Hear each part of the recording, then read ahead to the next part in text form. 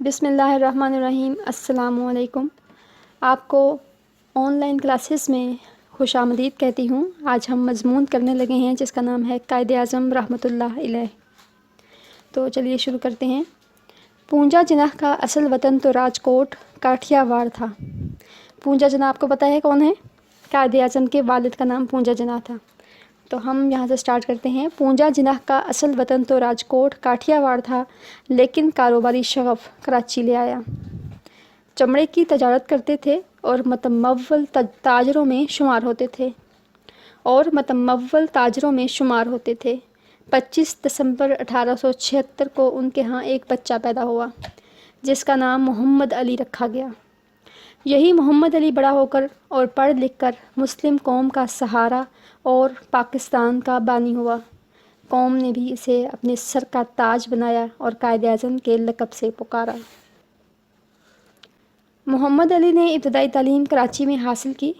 12 سال کی عمر میں میٹرک پاس کر لیا اور بیرسٹری کی تعلیم کے لیے لندن روانہ ہو گئے، جہاں سے 20 سال کی عمر میں بیرسٹر بن کر لوٹے۔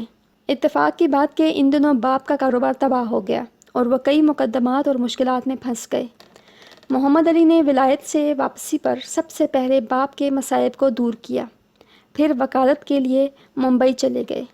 یہاں 6 ماہ تک پریزیڈنسی مجسٹریٹ کی آسامی پر فائز رہے، پھر اپنی پریکٹس شروع کر دی اور جلد ہی چوٹی کے وکیلوں میں شمار ہونے لگے۔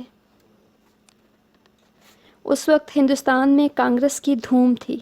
محمد علی بھی اس کے ممبر بن گئے اور صلح کا شہزادہ کے لقب سے مشہور ہوئے۔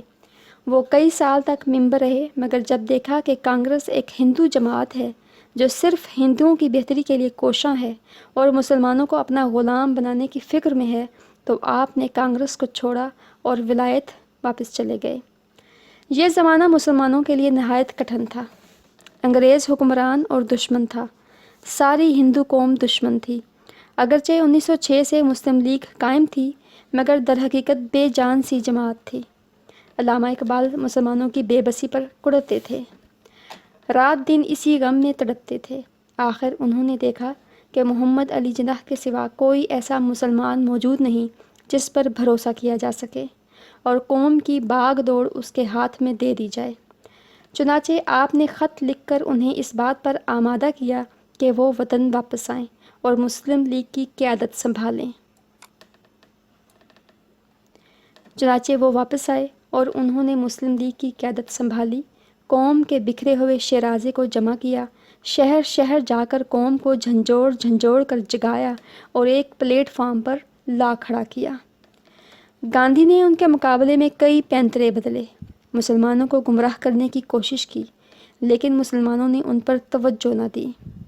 ادھر علامہ اقبال رحمۃ اللہ علیہ نے 1930 میں مسلم لیگ کے سالانہ جلسے میں اپنی صدارتی تقریر میں فرمایا کہ مسلمان ایک علیحدہ قوم ہیں اور ان کے لیے علیحدہ وطن کی ضرورت ہے، لہٰذا ہندوستان کے وہ علاقے جہاں مسلمانوں کی اکثریت ہے انہیں ملا کر ایک اسلامی مملکت تشکیل دی جائے۔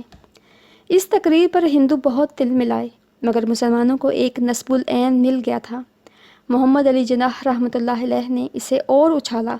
ولایت کے ایک مسلمان طالب علم چودھری رحمت علی نے اس مجوزہ اسلامی ریاست کا نام پاکستان رکھا، جو ہر مسلمان کی زبان کا نعرہ بن گیا۔